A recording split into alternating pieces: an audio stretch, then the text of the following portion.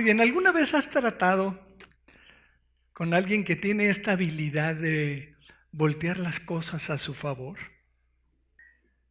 Esta técnica es lo que en el argot cotidiano conocemos como voltear la tortilla. ¿Sí has oído ese término, ese concepto? Y estoy convencido que millones y millones de personas están o estamos infectadas por esto. David, el rey David, este hombre de quien Dios nos dice que era un hombre conforme al corazón de Dios, tuvo que lidiar con esto durante muchos años de su vida. Incluso estoy convencido, después de leer las Escrituras, de que él fue profundamente marcado y afectado por lidiar con una persona que tenía este problema de voltear la tortilla, de voltear las cosas. Sin embargo, tener un buen corazón, incluso conforme al corazón de Dios, no es ninguna garantía de una vida sin problemas. Porque todos quisiéramos tener un corazón como el corazón de Dios, como el corazón de David, ¿no es cierto? Bueno, yo espero. Y esta serie de mensajes que he venido predicando se trata de eso, de que aprendamos, ¿no?, secretos de cómo tener este corazón conforme al corazón de Dios. Pero eso no nos garantiza una vida increíble y sin broncas y sin... No, para nada, ¿no? De hecho, como ya hemos dicho antes, David es uno de los hombres más atribulados que la Escritura nos reporta. Que sufrió muchísimo. Basta leer los Salmos para corroborarlo, ¿no es cierto? ¿Sí estás de acuerdo? Pero su vida, su andar, sus luchas nos muestran principios espirituales de gran utilidad que nos conviene aprender. Porque a pesar de las luchas del rey David, de sus errores, de sus pecados, de sus problemas, tener un corazón conforme al corazón de Dios vale la pena. Vale la pena y es mejor que no tenerlo. Amén. Hay un amén acá, qué maravilla, caray. Acá están despiertos, acá todavía están dormiditos. Mira, basta ver el resumen que nos hace la Escritura de la vida del rey David. Lee conmigo Primera de Crónicas 29, 26, por favor.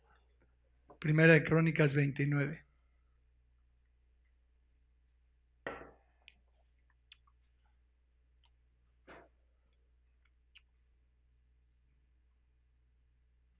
Dice, es un resumen de la vida del rey. Dice, así reinó David, hijo de Isaí, sobre todo Israel. El tiempo que reinó sobre Israel fue 40 años. 7 años reinó en Hebrón y 33 años reinó en Jerusalén. Pero ve el versículo 28. Dice, y murió. ¿Cómo murió este hombre? En buena vejez, lleno de días, de riquezas y de gloria. Y reinó en su lugar Salomón su hijo, lo cual también representó una bendición para el rey, ver a su hijo Salomón sentado en su trono. Pero ve qué resumen hace la Escritura aquí. ¿Cómo acabó sus días este hombre? Lleno de días. Es una expresión que quiere decir que tenía una vida plena, una vida de plenitud, una vida maravillosa, una vida con muchos días maravillosos que recordar y de los que hablar, ¿no? Esa es una vida llena de días. Por ahí Jacob, un día que le presentan al faraón, dice, no, los años de tu siervo, los días de tu siervo han sido pocos y malos. ¿Se acuerdan? ¿Sí se acuerdan de eso? Pero este hombre no puede decir eso, a pesar de que había sufrido cosas terribles, a pesar de que tuvo una vida muy complicada. Aún así, murió en buena vejez, no murió antes de tiempo, lleno de días y de riquezas y de gloria. Y aquí es donde se apunta uno en la fila, ¿no? ¿Quién no querría terminar así sus días? ¿No? Con riquezas y gloria. ¿Sí o no? Entonces, además de fascinante y de desafiante la vida de David, Es de gran utilidad aprender de las distintas situaciones de la vida por las que él tuvo que atravesar. Uno de ellos o una de ellas es este fenómeno del volteo de la tortilla, que como dije, le marcó la vida. Voltear la tortilla es una técnica psicológica, ¿no? Mental y emocional, que usan las personas para evadir la culpa y la responsabilidad. Es una técnica psicológica y emocional que usan las personas para evadir la culpa propia y la responsabilidad propia. Y echarle la culpa a otro. Es una técnica y es muy utilizada por las personas. Este hombre Saúl, el rey Saúl, el primer rey de Israel, movido por celos y envidia y gobernado por su carnalidad, se dedicó a perseguir a David, quien estaba diseñado para ser una mega bendición, tanto para el rey David como para el reino de Israel, como lo fue después, ya que murió Saúl. Fíjate, algunas cosas interesantes de la vida de David en cuanto a Saúl. David le mitigaba sus problemas espirituales. Si te acuerdas de este texto en 1 Samuel 16, 23. Si no lo encontraste pronto, aquí está en la pantalla. Si no, te lo leo y me escuchas. Dice, cuando el espíritu malo de parte de Dios venía sobre Saúl, David tomaba el arpa y tocaba con su mano. Y Saúl tenía alivio y estaba mejor. Y el espíritu malo, ¿qué pasaba? Se apartaba de él. Ojo, por cierto, ¿no? ¿Dónde anda Caleb? ¿Dónde quedó Calebcito? Está escondido atrás de la bocina. La importancia de la música en el mundo espiritual es increíble. Tenemos que aprender eso todos nosotros. Ustedes pueden leer en el contexto la historia de Saúl, cómo después de haber desobedecido a Dios, Dios dice lo dejó. Y entonces mandó a un espíritu malo de parte de Dios. Es un demonio autorizado por Dios para atormentar a Saúl. Algo parecido a lo que le pasó al apóstol Pablo, ¿se acuerdan? Pablo dice, un mensajero de Satanás que me abofetea.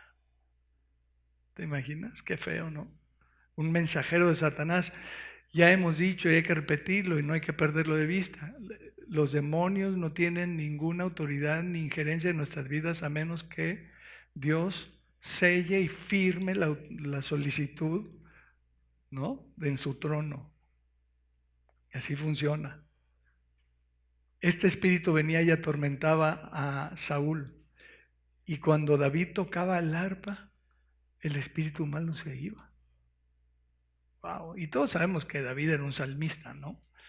Entonces seguramente que tocaba alabanzas para Dios. Y con esto el demonio tenía que salir corriendo. Los demonios no pueden estar en donde hay alabanzas al Señor. No lo soportan. ¿Cierto? ¿Sí sabías eso? No se te olvide. Los demonios no pueden estar donde hay alabanzas al Señor. Sobre todo cuando esas alabanzas salen de tu boca. Son mejores que si pones el celular. ¿Sí estás de acuerdo? Cuando hay alabanzas, por eso es bueno aprender las alabanzas que cantamos aquí, porque eventualmente me pasó anoche. Anoche me desperté y me sentía incómodo. Eran las 4 de la mañana y me puse a cantar la de Con voz de mando. Me puse a cantarla ahí en la sala de mi casa. Uf, qué alivio, qué delicia, qué maravilla, ¿no? Te recomiendo ampliamente. Pero bueno, también dice la Biblia que David luchaba las batallas que le tocaban a Saúl. ¿Te acuerdan su lucha con Goliat? ¿Quién le salió al quite? David. ¿Quién resolvió el problema? David. ¿Quién trajo una victoria enorme para todo el ejército y los escuadrones del Dios viviente? David. David estaba destinado a ser una bendición en la vida de Saúl. ¿Estás de acuerdo? Enfrentó sus gigantes y los venció, y luego enfrentó a los filisteos y los venció, y a partir de ahí leemos en la escritura una victoria tras otra del rey David. El rey David era bravísimo, era un guerrero imparable, y el beneficio directo era para el reino y para el rey que estaba sentado en el trono de Israel. Increíble y lamentable que el rey no apreciara esa bendición que tenía Dios preparada para él. ¿Estás de acuerdo? Dice en 1 Samuel 18:5, si quieres buscarlo,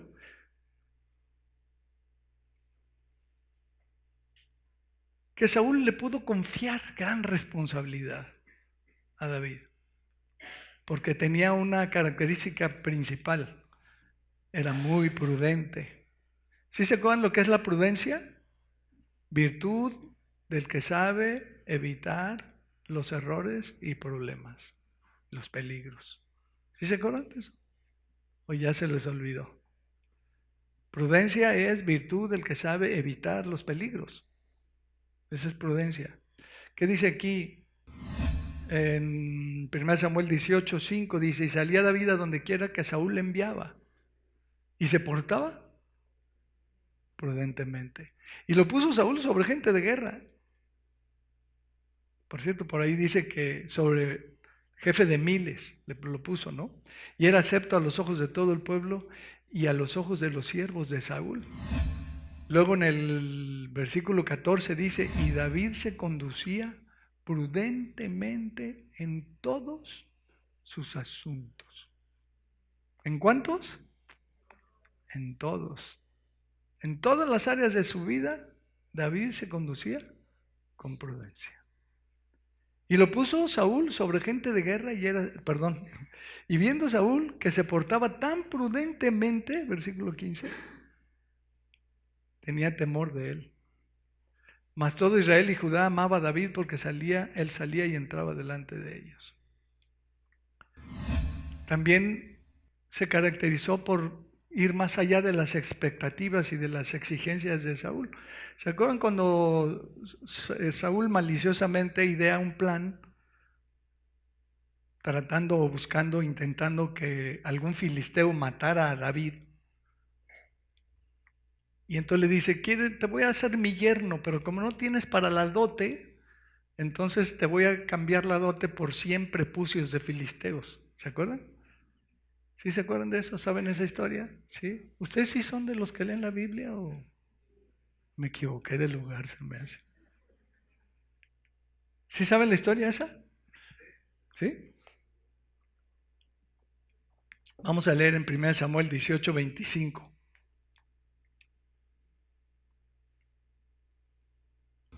Y Saúl dijo: decid así a David: el rey no desea la dote, sino 100 prepucios de filisteos, para que sea tomada venganza de los enemigos del rey. ¿Sí se acuerdan de toda esta historia de cómo Israel tenía que conquistar la tierra prometida y tenía que eliminar, exterminar a los moradores de la tierra de Canaán? Estaban ahí los moabitas, los amonitas, los filisteos, ¿se acuerdan? Entonces los filisteos eran de los que había que eliminar, ¿no? Y entonces dice que él quería que fuera tomada venganza de los enemigos del rey. Pero Saúl pensaba hacer caer a David en manos de los filisteos. Cuando sus siervos declararon a David estas palabras, pareció bien la cosa a los ojos de David para ser yerno del rey. Y antes que el plazo se cumpliese, si son los dirigentes, ¿verdad? Antes que el plazo se cumpliese, no dejaban las cosas para el último día, dicho sea de paso. Antes que el plazo se cumpliese, se levantó David y se fue con su gente y mató a 200 hombres de los filisteos, y trajo David los prepucios de ellos, qué grotesco por cierto, y los entregó todos al rey, a fin de hacerse yerno del rey. Y Saúl le dio su hija Mical por mujer. Pero Saúl, viendo y considerando que Jehová estaba con David y que su hija Mical lo amaba, tuvo más temor de David. Y fue Saúl enemigo de David. ¿Cuántos? ¿Quién tenía por enemigo a quién? Saúl a David, ¿cierto? Saúl a David. Entonces, David duplicó las expectativas de su jefe, del rey. Luego también nos dice que era el mejor amigo de su hijo. Tú lo puedes leer después ahí en también el capítulo 18, versículo 1 al 4. Dice que Jonatán y David tenían una amistad como ninguna otra, registrada en las Escrituras. Y la acabamos de leer que también era el amor de su hija. Su hija lo amaba. Impresionante. Y acabó siendo su yerno. Ya era parte de su familia. Y aún así quería matarlo.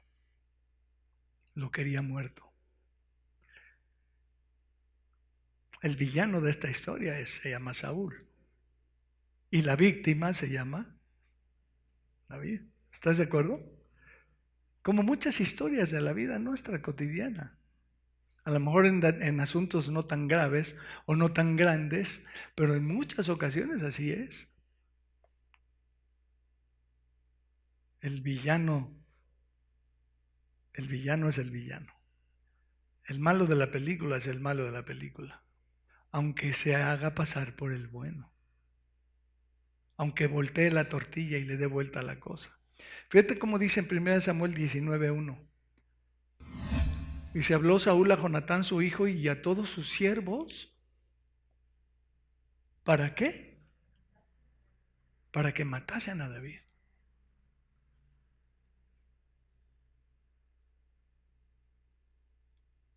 Saúl fue con Jonatán, habló con él y le dijo: mijito, te hago un encargo. Por favor, quiero que asesines a este cuate, a su mejor amigo. Pero no nada más se lo pidió a su hijo, sino también dice ahí, a todos sus siervos, a toda su gente.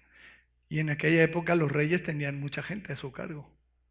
No tenemos la cantidad de gente, pero a todos sus siervos les dio el encargo. Maten a este cuate, por favor. Pero Jonatán, hijo de Saúl, amaba a David en gran manera. Luego en el versículo 10 dice, y Saúl procuró enclavar a David con la lanza en la pared. Estaban ahí, le estaba tocando el arpa, ¿no? Pero él se apartó de delante de Saúl, el cual hirió con la lanza en la pared, y David huyó y escapó aquella noche. Saúl envió luego mensajeros a casa de David para que lo vigilasen y lo matasen en la mañana, a la mañana.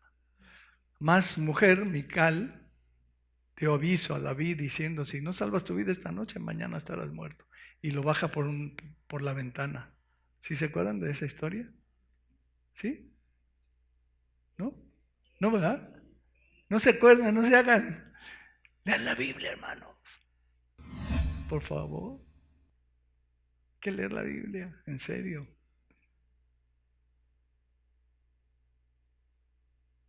Luego la esposa pone una estatua en la cama y una peluca en la almohada y llegan los hombres de Saúl a matarlo y les dice, está enfermo.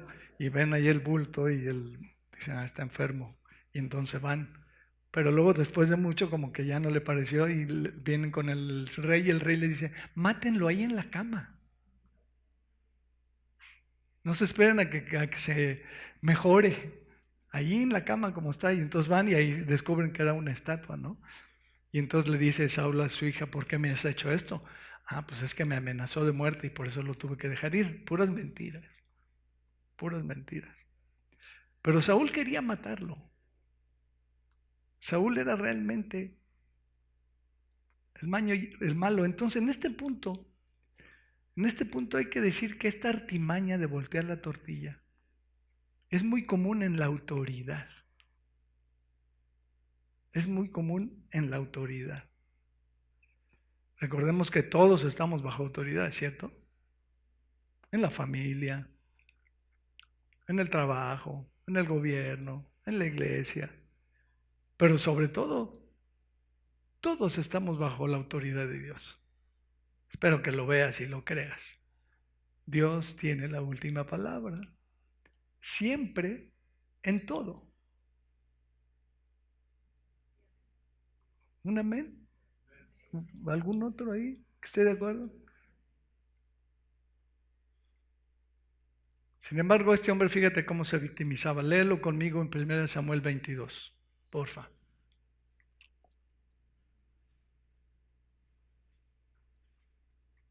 1 Samuel 22, versículo 6. Oyó Saúl que se sabía de David y de los que estaban con él, y Saúl estaba sentado en Gabá, debajo de un tamarisco sobre uno alto, y tenía su lanza en su mano, y todos sus siervos estaban alrededor de él. Y dijo Saúl a sus siervos que estaban alrededor de él: oíd ahora, hijos de Benjamín, ¿os dará también a todos vosotros el hijo de Isaí tierras y viñas? ¿Y os hará a todos vosotros jefes de millares y jefes de centenas?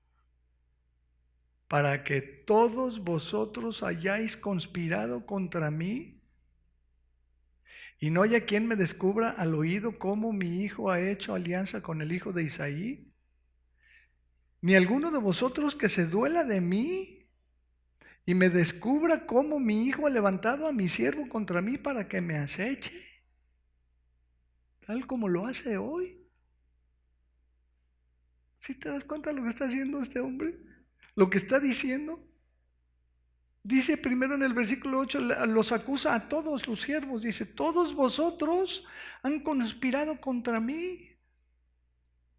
¿Eso era cierto?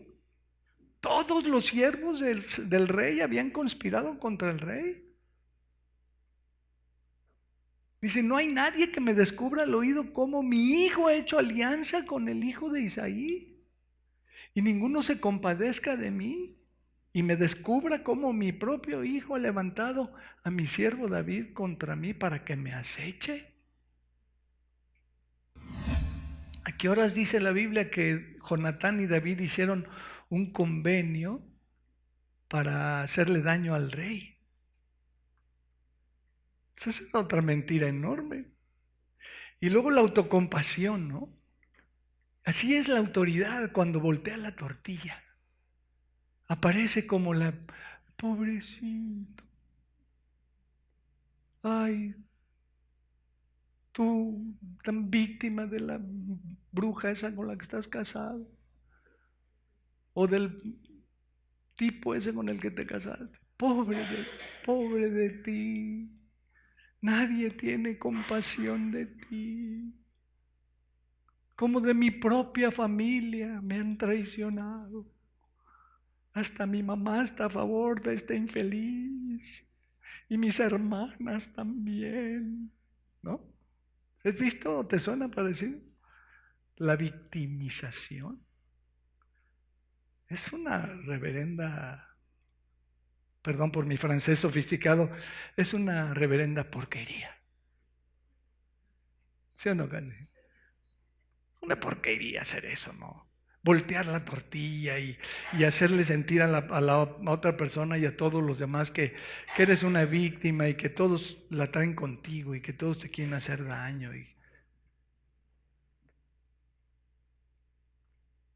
Dice: como mi hijo ha levantado a mi siervo para que me aceche. ¿En qué momento David acechó a Saúl? En ningún momento. David jamás movió un dedo contra Saúl. Al contrario. Al contrario. Mira, luego en otra ocasión, en 1 Samuel 22, vemos otra vez este manejo. Vemos este mismo manejo de Saúl. 1 Samuel 22, 11.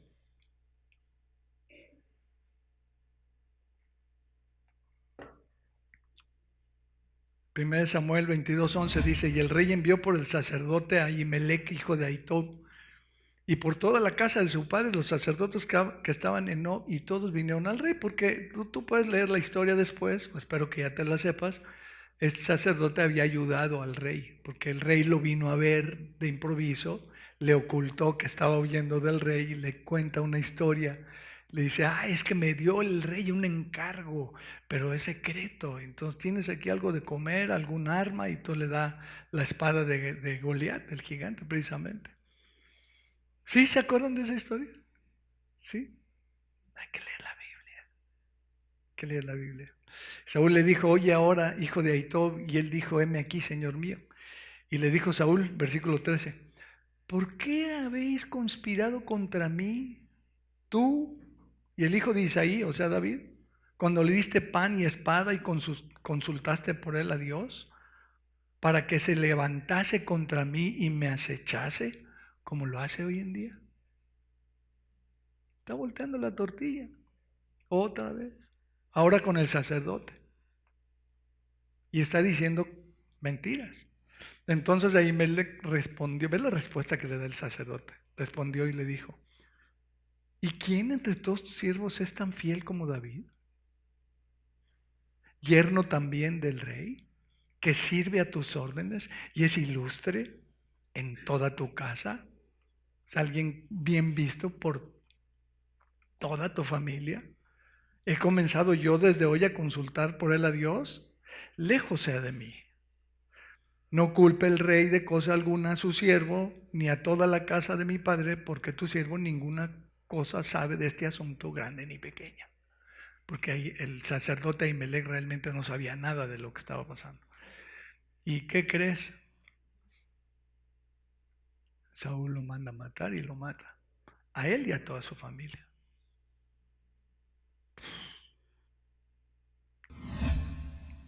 Y él se lo hace ver, le dice, ¿quién tan fiel como él? Y normalmente así pasa, ¿no? David jamás se levantó contra Saúl ni lo acechó. Fue exactamente al revés. Fue el otro lado de la tortilla. Entonces, esta técnica de voltear las cosas, esta inclinación a culpar a los demás, viene desde la misma caída. ¿Se acuerdan? ¿Qué pasa cuando Dios viene y confronta a Adán? ¿Qué le dice a Adán? Sí, Señor, tienes razón, la regué, te desobedecí, no debí de haber comido del árbol de la ciencia del bien y mal. ¿Me perdona, Señor? ¿Qué dice? ¿Qué le contesta a Dios, Adán? La mujer que me diste por compañera, ella. Y luego va con ella, ¿y qué hace ella? La serpiente. Y esta tendencia a voltear las cosas es una cosa espantosa, mis amados. Caín lo hace contra Abel. Caín se equivocó. Él cometió el error. Él, por la razón que me digas, no está escrito, no hizo la misma ofrenda que su hermano. Dios vio con buenos ojos la de su hermano y no vio con buenos ojos la suya. ¿Qué había que haber hecho en ese momento? Pues había que haber ido con Dios o con su hermano, decirle, oye, Dios aceptó bien tu ofrenda, ¿verdad? La mía no. Dime cómo le hiciste. Enséñame. ¿Cómo se hace? Sí, mira, es que tú tienes que agarrar un animal y sacrificar un animal porque esto y lo que tú quieras. Pero en vez de eso, ¿qué hizo? Lo mató. Lo mató. Abel no tenía absolutamente nada que ver con el error de su hermano. Y le costó la vida. ¿Sí me sigues?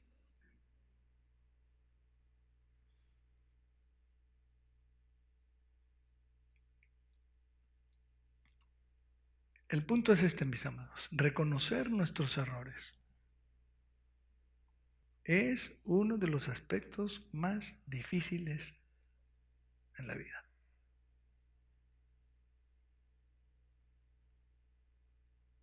Saúl desobedeció a Dios, no se quiso arrepentir y en vez de eso se fue contra David. Cuando no queremos reconocer nuestros errores, escúchame bien, vamos a buscar a alguien a quien cargarle la mano. Cuando no queremos aceptar nuestros errores, nuestros propios errores y nuestros propios pecados, vamos a buscar a alguien a quien voltearle la tortilla y a quien culpar. No, es que mi esposa no me hace caso. No, es que mi esposo no me atiende. Es que mi secretaria, hija de su madre. No, es que mi jefe. No, es que mi vecino. No, es que mi hermano. Y es que mi primo, y es que mi tío, y es que mi abuelito, y es que mi papá, y es que lo que me digas. Reconocer nuestros errores y arrepentirnos de ellos en nuestros propios pecados es uno de los aspectos más difíciles de la vida. ¿Te acuerdas de Proverbios 28:13? Yo espero que sí te acuerdes de esta cita.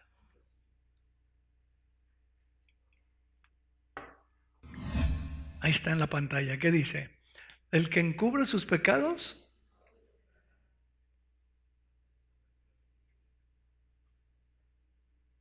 oye, pero es que yo le echo muchas ganas, son muy hábil en las finanzas.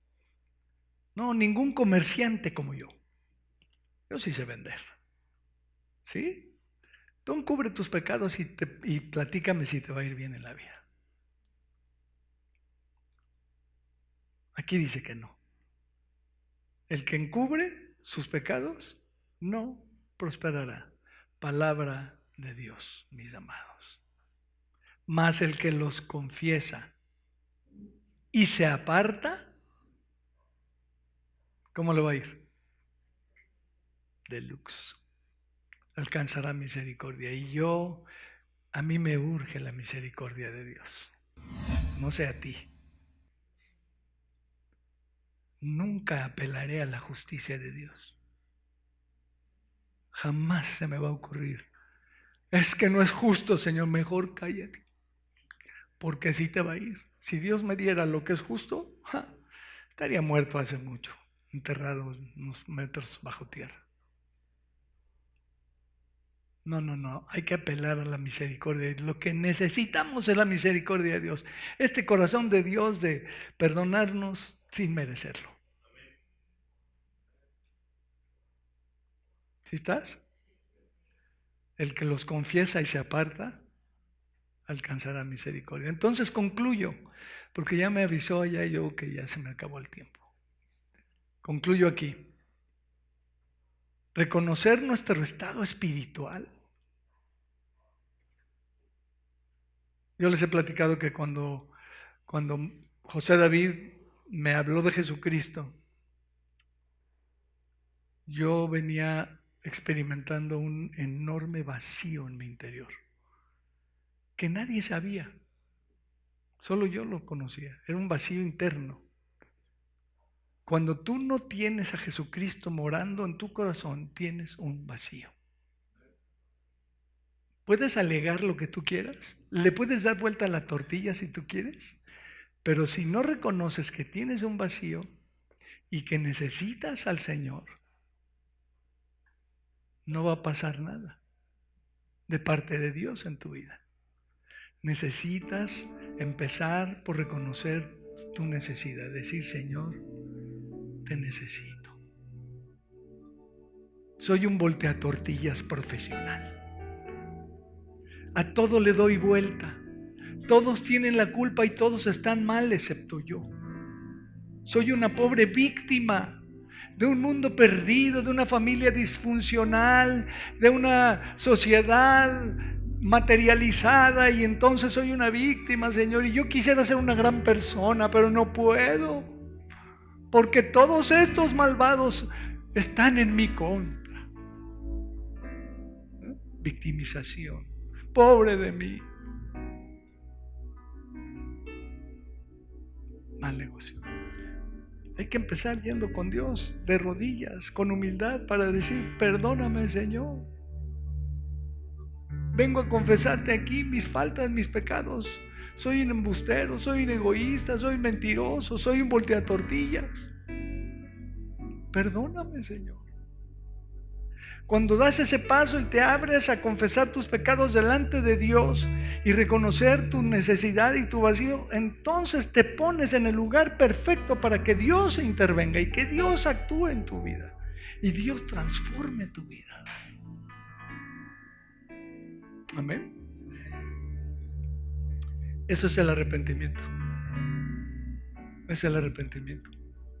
Arrepentirse es volverse a Dios para pedirle perdón, para reconciliarte con Él, para reconocer: Señor, no es cierto que soy Juan Camané, no es cierto, estoy vacío, estoy caído, estoy en pecado, ayúdame. En vez de echar culpas, de invertir las cosas, no lo busques. Pero Isaías 5:20 dice: ay de los que a lo malo dicen bueno y a lo bueno malo, que hacen de la luz tinieblas y que ponen lo amargo por dulce y lo dulce por amargo. O sea, invierten las cosas. Invierten las cosas. A lo malo dicen bueno y a lo bueno dicen malo. Esa es la historia de nuestra sociedad actual. Ahora resulta que los que creemos en las cosas naturales y correctas estamos mal. ¿Has visto eso? Esa tendencia del mundo de que llamar a lo que antes era malo y lo que es malo, ahora es lo bueno. ¿Sí? ¿Lo has visto?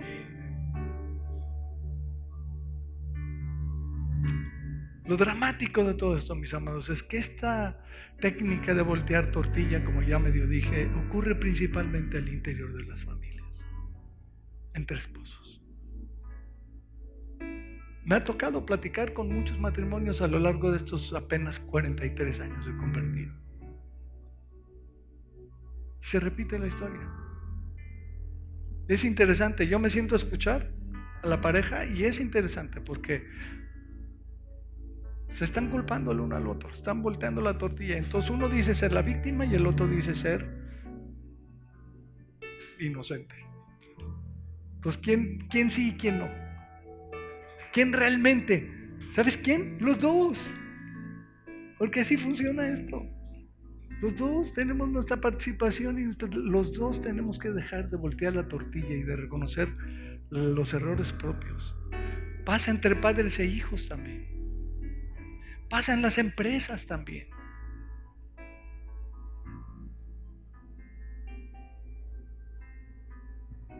Esta es una de las características de los últimos días. No querer arrepentirse. No querer arrepentirse. No querer humillarse delante de Dios y venir y decirle: Señor, sí, tú tienes razón. Yo te necesito. Perdóname. Te entrego mi vida. Personas que tienen años y años y años en la iglesia y nunca se han arrepentido ni convertido. Lo han oído semana a semana por años y años y no se han querido arrepentir. Esa es una de las características de las personas de los últimos tiempos. Léelo conmigo. Apocalipsis capítulo 9. Unos versículos más y terminamos, ¿va? No me vayas a cortar ahí la transmisión, yo. Espérame tantito. Apocalipsis 9:20. Estos versículos son el colmo. El colmo. Porque Dios a veces mete al hombre en situaciones bien difíciles y el hombre no reacciona. Es lo que dice estos textos. Tú lees luego el contexto, ¿sale? Pero dice Apocalipsis 9:20: y los hombres que no fueron muertos con estas plagas, porque va a venir un tiempo de unas plagas espantosas, ni aún así se arrepintieron. Las plagas, a algunas personas no les funcionan. Y no tenemos que ver venir una plaga como el COVID. No necesariamente tiene que ser una plaga así de toda la población está llena de úlceras, ¿no? Puede ser una plaga en tu vida. que tiene el propósito de guiarte y de llevarte al arrepentimiento. Pues hay gente que ni aún así se arrepiente de las obras de sus manos, ni dejaron de adorar a los demonios y a las imágenes de oro, de plata, de bronce, de piedra, de madera, las cuales no pueden ver, ni oír, ni andar. Y no se arrepintieron de sus homicidios, ni de sus hechicerías, ni de su fornicación, ni de sus robos. Capítulo 16, versículo 8. Siempre de Apocalipsis. El cuarto ángel derramó su copa sobre el sol, al cual fue dado quemar a los hombres con fuego. Esto de que la capa de ozono y todo se va a poner peor. Y el sol va a quemar a las personas, de veras. Y los hombres se quemaron con el gran calor y blasfemaron el nombre de Dios, que tiene poder sobre estas plagas. Y no se arrepintieron para darle gloria. Dios es el que tiene el poder sobre el sol y sobre la naturaleza y sobre la creación, y los hombres no van a querer venir a darle gloria. No se van a querer arrepentir, a pesar de, en lugar de reaccionar con humildad y arrepentirse y convertirse, van a blasfemar el nombre de Dios. Van a blasfemar a Dios. Le van a voltear la tortilla a Dios. Y el quinto ángel derramó su copa sobre el trono de la bestia, y su reino se cubrió de tinieblas, y mordían de dolor sus lenguas.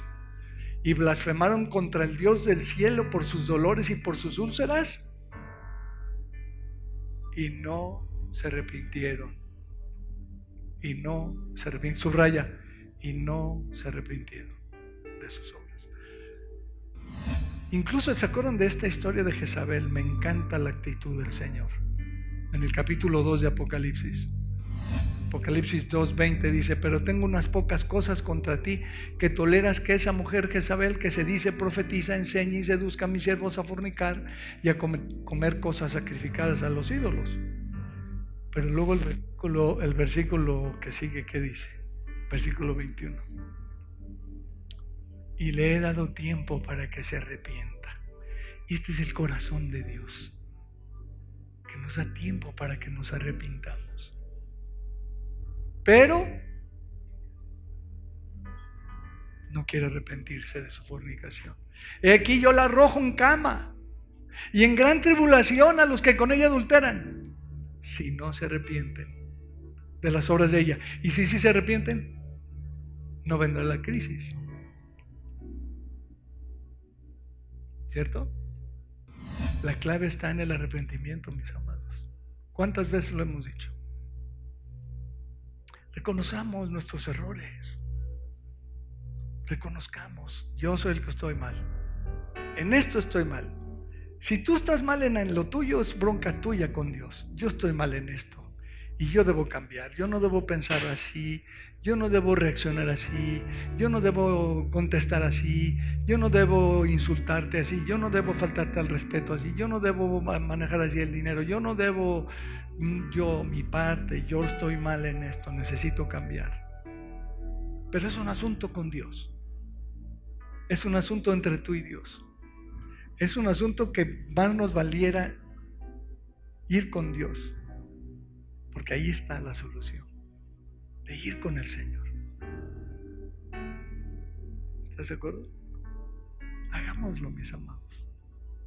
Recomiendo muchísimo Filipenses 2:14, y este es mi último versículo. Ya con esto terminamos. La prédica, que todavía falta. ¿Qué dice Filipenses 2:14? Dice: haced todo quejándote de los demás, hablando mal de todo el mundo, diciendo que todo el mundo es de lo peor. ¿Eso dice?